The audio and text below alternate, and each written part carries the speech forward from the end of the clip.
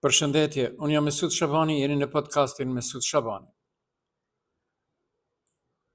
Sot, regioni ka qenë i mbuluar me shumë ndodhi politike, por edhe jashtë politikës, të cilët janë të lidhura drejt për së drejti ose në mënyrë të tërthur me politikën. Vërshimet ishin temë bisedash. Vërshimet ka pasur gjithandej në region në Ballkan.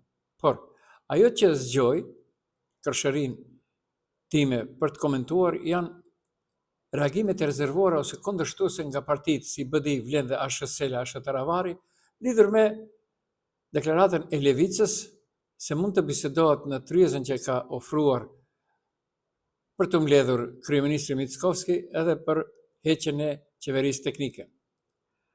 Levica, një parti e cila është prezente në parlament, kërkon që të ketë ndryshime sa i përket njësive zgjedhore në Maqedoni, kërkon nga 6 në 1.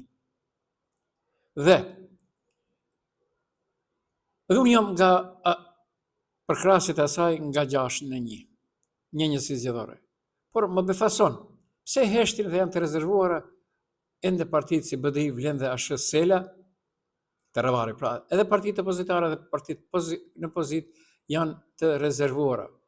Pra, kjo tregon se çështja nuk është vetëm teknike, por thellësisht politike. Ndryshimi i modelit zgjedhor do të ndikonte drejt për drejt në mënyrën e shpërndarjes së mandateve, në raport mes partive dhe në hapjen e hapësirës për subjekte të reja politike, duke zhvendosur garën nga logjika territoriale drejt asaj të përkrahjes reale elektorale.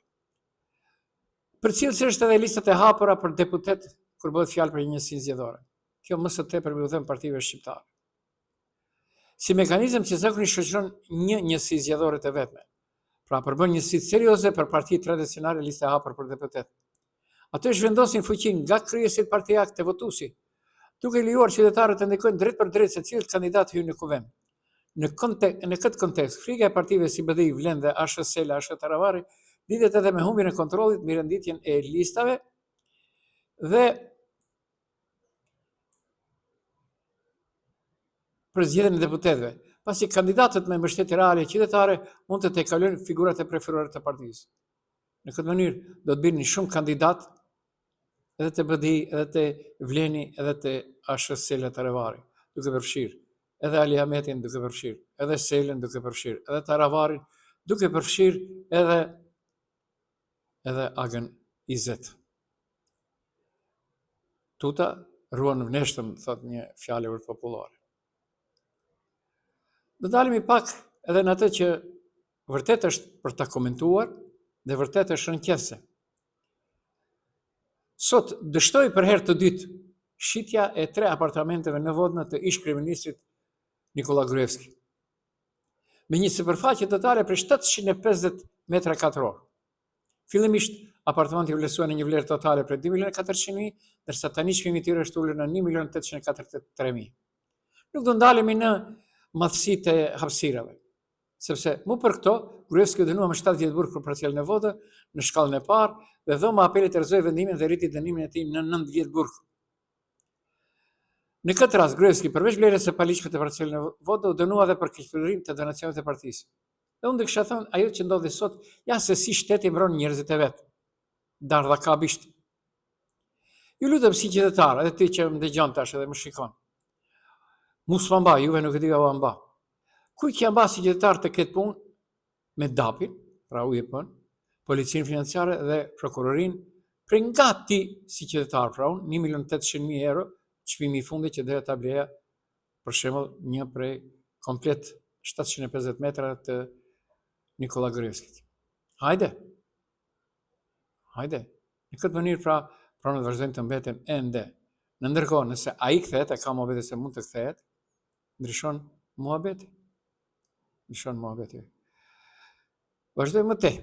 Maqedonia dëshiron që kjo Maqedoni që udhëheq Mickovski dhe VMRO-DPN duan që të jenë temë muhabeti për çdo ditë në gjitha mediumet. Sot ka filluar të qarkulloj lajmi se bëhet gati një projekt ligj më i re në historinë e Republikës së Maqedonisë së Veriut, ku priten kufizime të reja për qytetarët pirja të duhanit, do të ndalohet në kafene, restorante dhe në makina. Unë nuk jam pirës i duhanit, por Por, më pëlqen që të ndalohet. Edhe në makina, edhe në vendet ku nuk ka 3 hapësirë. Por, ajo që më befasoi është kjo. Jo që do të ndalohet pirja duan në stacionet trenave dhe autobusëve, por cigarat elektronike do të vendosen ligjërisht në njëjtin nivel me cigarat e rregullta. Sepse ato nxjerrin tim. Ndërsa cigaret me aromë do të ndalohen plotësisht. E po, vazhdoni që të pini, përveç asaj që i bën dëm, e dini atë ndodhin Barsoletën, kur ai plaku i drejtohet atij të riu, i thot me Hazhen, mos e pi duhanin, se 18 vjet i ki, derisa të ndrosh jetë mund t'i bësh 90 vjet.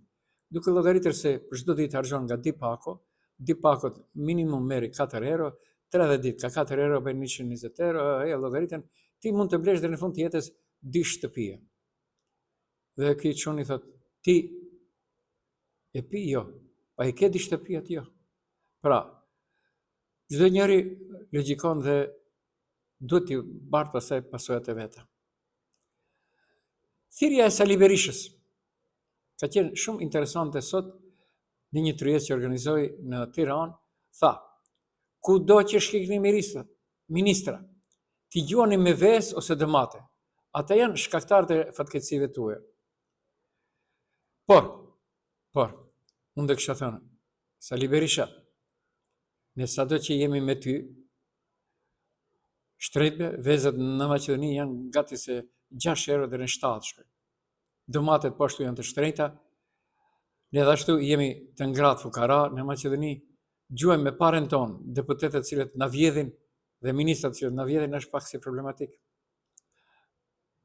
Në 10 ditë ishte se lideri Sali Berisha tha, ministrat e goditen me 10 koka ves, ndërsa zëvend ministrat me 5 ves. E dijaj kush vjet më tepër, ka qenë kryeministër. Dhe si duket të kuptuan qytetarët e shkret nga Durrësi, të cilët sot dolën dhe gjuajtën komunën në Durrësit për shkak se vërshimeve të mëdha që ndodhen. E gjuajtën me domate dhe letra higjienike. Edhe këto të dija të shkretat kushtojnë shumë shtret në Maqedoni. Por ata kishin të drejtën e tyre. 35 milion euro ja vodhen nga njerëzit e pushtetit, aktual qeveritar dhe komunal qytetarëve për kanalizimin në Durrës. Kanalizimin në Durrës. Ndërsa, kjo proteste banorëve derisa ishte aktuale, ndodhin edhe gjëra të tjera në përbot. Doli dhe tha Vučić, çfarë mendoni ju, se unë jam si Miloševići?